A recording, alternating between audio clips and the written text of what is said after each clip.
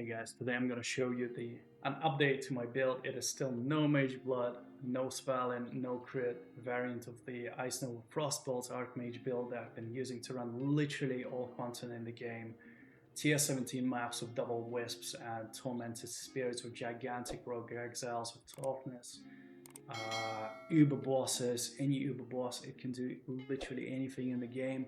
It's going to be comfy. It doesn't cost 10 meters to do. It does cost 1 though, so that's a disclaimer. And as you can see on poe.ninja for ICE NOVA Frostbolts and Elemental Overload, it is top 3 for EHP above 50,000, so no glass cannon builds. Not to cast shade, but I do consider this top 1 build compared to these because they do have some gaps like uncapped res or no spell suppress, so I don't think that they're quite practical. What I'm showing you is practical, and if you've been running a no crit variant of this build, then this video might be for you to look for next pointers on the build. So there's 2 parts to this upgrade that I've done.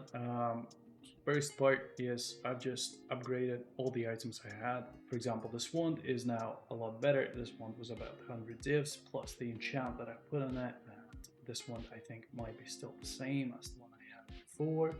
So about the enchant, you don't have to run it on your build if you don't want to, but the enchant is good. It just costs quite a lot of currency right now.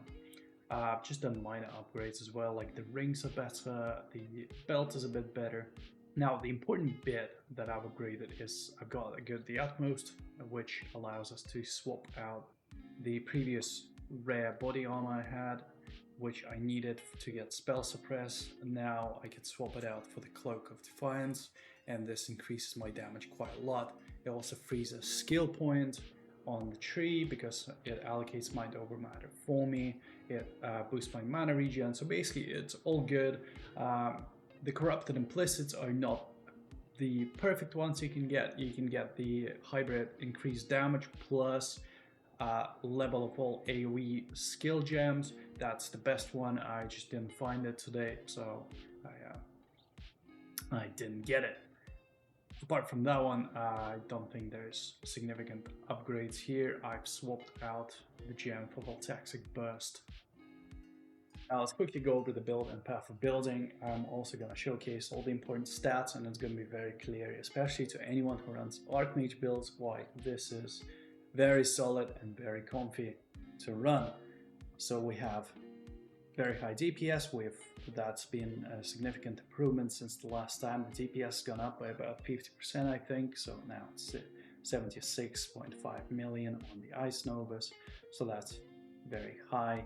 We obviously have capped resists. This is regardless of the flasks, so on bosses you're still going to be capped, you're still going to be fine. We have the mana cost per second is close to 1200, and we have 1600 mana regen. Why this is important, and you will notice that a lot of builds in the top DPS do not have this, is because you need a good surplus of mana regen, because you do take damage from your mana as well. If your mana regen is close to your mana cost per second, when you start getting hits, your mana can very quickly drop to 0. When it does drop to 0, you're gonna very quickly die because you can't recover from that. This build has very high mana regen, and this is gonna feel very, very comfy because we take damage from mana, we also deal damage with mana. You wanna have as high mana regen as possible. It also has 10,000 max mana. Like, nothing crazy here, but a very good amount. You could get it a bit higher, but there's no need. This is already a very high amount. The amount of life and energy shield is solid as well. The EHP is quite high as well, so you're able to take quite high hits. So all in all, we have very high DPS, we have capped resistance regardless of the flasks, we have very good surplus of the mana regen, and because of that, this build feels very, very comfy. It's also extremely fast, and of course it is spell suppressed. It's capped without lucky spell suppress, and because of that, once again, we are very consistent at being survivable. typically I don't really die in my tier 17 maps. I have been doing double WISPS maps, so because of that I use a portal or two sometimes, but that's just the cost of doing very hard juiced tier 17 maps.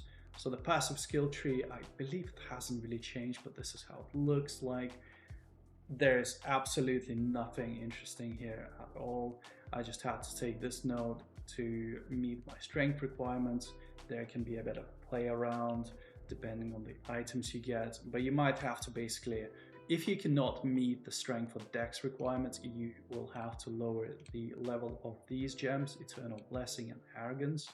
There's also some other ones, but yeah, basically if you're struggling, you can lower that. Now in my helmet I have Voltaxic Burst. This theoretically should help with clearing, but this is hard to test. There isn't that many good options for this build in the helmet. This, as I said, in theory should help, but I've been trying to do some digging because look, I have Voltaxic Burst, but I also have the Flask Orief's End. I don't know how they really synergize, if they cancel each other, I don't know. Anyways, I've left it in because in theory it should work, and it's hard to test, it feels good anyways, so Voltaxic Burst also gonna add some extra DPS. Apart from that, Wrath, Clarity, very standard stuff. We have Punishment in the helmet still, not Conductivity. I've tried to kind of play around with it a bit and swap this Elemental Mastery for a different one, but yeah, if you have Conductivity, it's probably gonna be good to also, obviously if you have Conductivity you have to have different mastery here, but then you also need to swap the Eldritch Implicits on your gloves out for this lightning exposure. Because of that you're gonna have a lower spell suppress damage chance. You'll need to take some extra nodes on the tree for spell suppress. You know, it gets a bit With this in mind, I've just left it in as is. I don't really feel like there's a need to change that. Anything else that's interesting? I don't really think so. The jewels are very standard as well.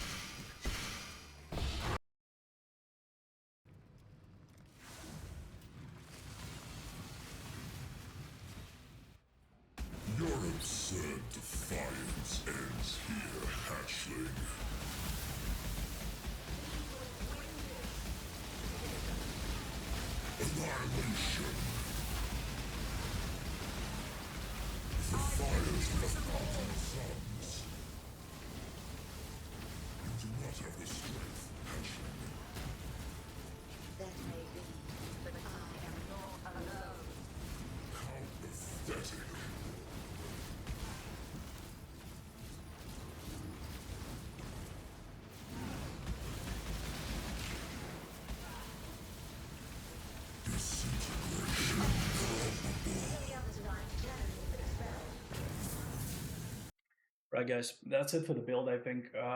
Maybe I'll get some next upgrades. I'm not too sure about the Mage Blood because I'm not too sure what kind of mods you can squeeze in the rings from it. So I'm not too sure if I'll be upgrading it much further. But yeah, that's it for the build. Thanks for watching. Please like, subscribe if you like the content. You can also leave your questions, anything down below in the comment section. I'm happy to answer.